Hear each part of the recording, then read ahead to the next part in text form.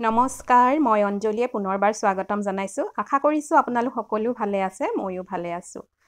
দুৰ্গা পূজাৰ সকলোলৈকে মোৰ ফালৰ পৰা বহুত শুভেচ্ছা জনালো আৰু আজি আপোনালোকে গম পাইছে মই এয়া জুই একোৱা ধৰি লৈছো আজি বতৰটো অকনমান ঠাণ্ডাই আছিল হেকাৰণে জুই একোৱা ধৰিবলৈ অলপ বৰষুণো দি আছিল হেকাৰণে জুই একোৱা ধৰি ললো আৰু এটা নতুন প্ৰসেস শিকিলো গতিকে ময়ো ভাবিলো আপোনালোকৰ আগত শেয়াৰ কৰো এই যে ধানৰ বাকলি আপোনালোকে যদি এই ধৰণে কেঁচাকে যদি ব্যৱহাৰ কৰে নহয় মানে মাটিটো বেয়া হৈ যায় হেকাৰণে মই খুব কম ব্যৱহাৰ কৰিছিলো আৰু জ্বলাই লব লাগে বুলি কয় যেতিয়া ডাইৰেক্ট আমি জ্বলাই লওঁ নহয় বেছিয়ে জ্বলি যায় খাৰ হৈ যায় হেকাৰণে মানে ইয়াক ব্যৱহাৰ কৰা উপযোগী হৈ নুঠে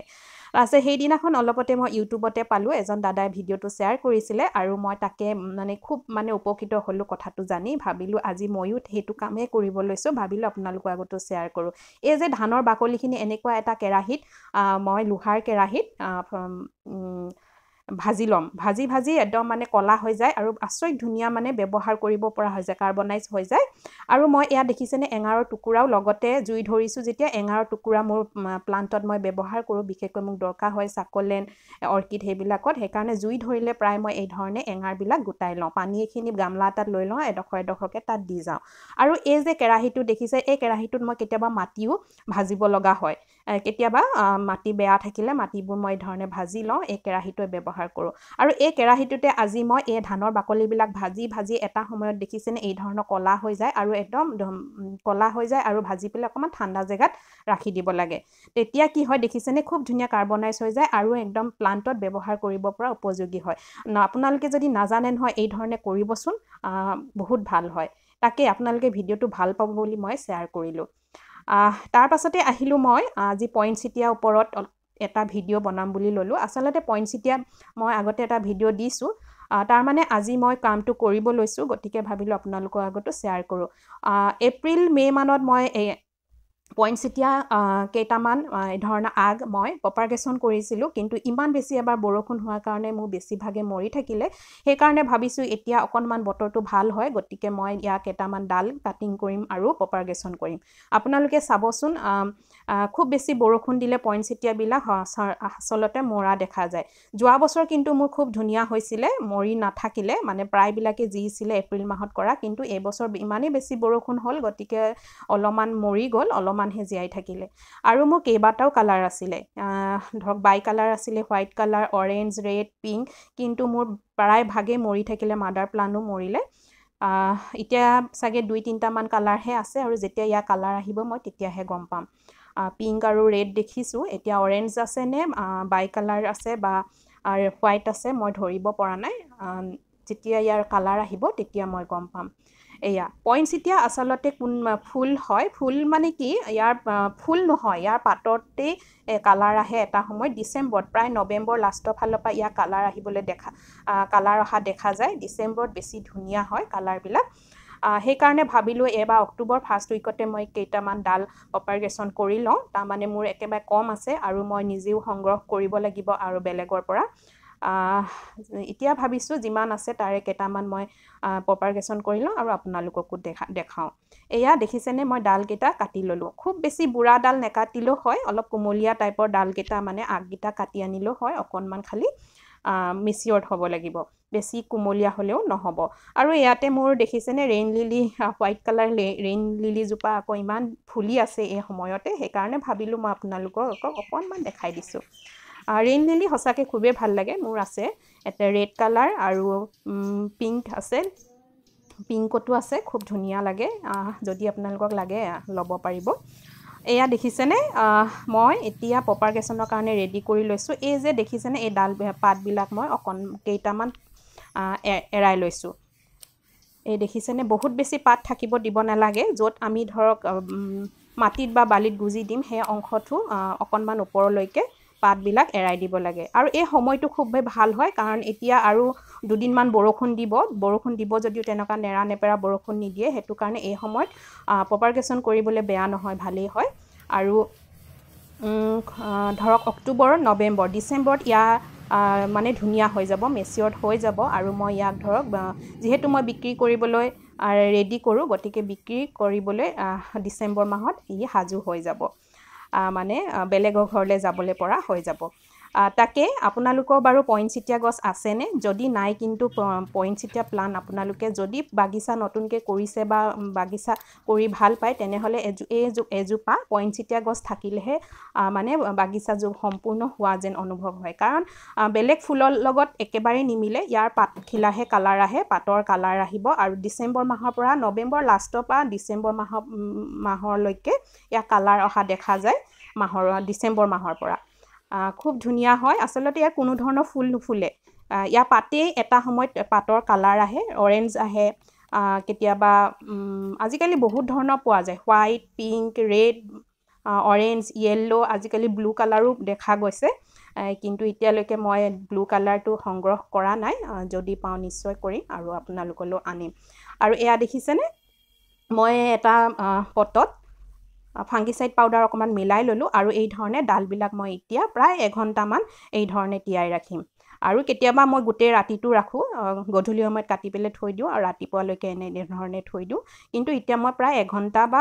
এঘণ্টামানেই ৰাখিছোঁ 1:45 মিনিটমান তাৰ পাছতে এই ধৰণে এটা গ্লাছত এই ধৰণে বালি ভৰাই লৈছোঁ আপোনালোকে গ্লাছত বুলিয়ে নহয় আপোনালোকে মাটিটো বা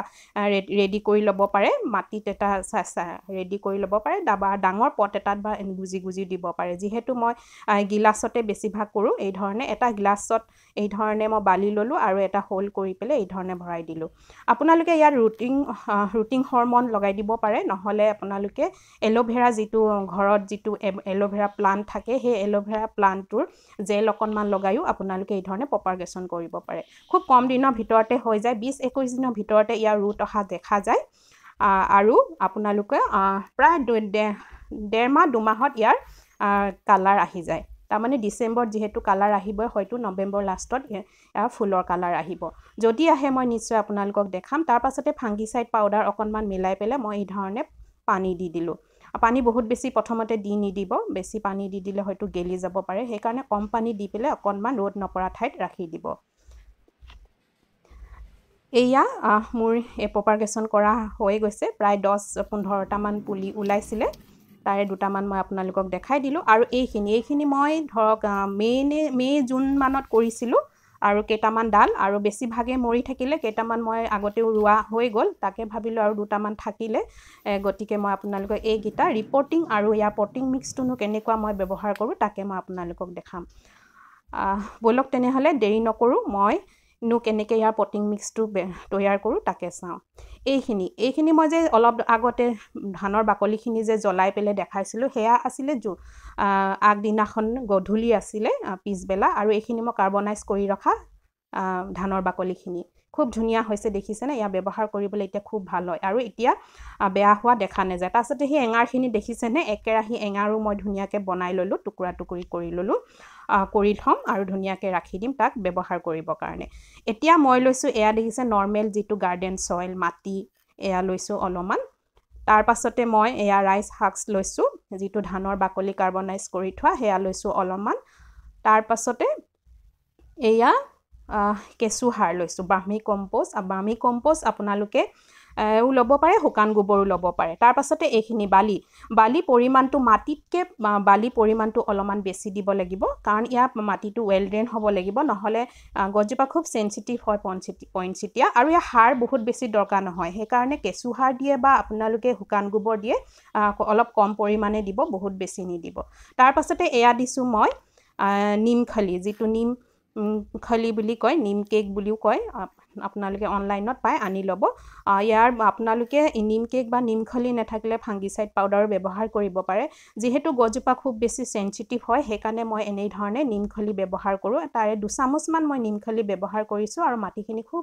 ধুনীয়াকৈ মিলাই ল'লোঁ খুব ধুনীয়াকৈ মিলোৱাৰ পিছত এয়া দেখিছে এইটো প্ৰায় মোৰ প্ৰপাৰগেশ্যন কৰা প্ৰায় 3-4 মাহমান হৈছিলে মই কৰিছিলোঁ চাগে মে মানত কৰিছিলোঁ নেকি মে জুন মানত কৰিছিলোঁ আৰু ডাঙৰে হৈ গৈছে পটটো আৰু মোৰ কি হয় কুকুৰায়ো ভাঙি দিয়ে কেতিয়াবা গুৰিতে ভাঙি দিয়ে আকৌ থৈ দিওঁ তাৰ পৰা আকৌ পোখা ওলা দেখা যায় এয়া দেখিছেনে এইটো মই পিংক কালাৰ বুলি ভাবিছোঁ এইটো পিংক কালাৰে হ'ব নেকি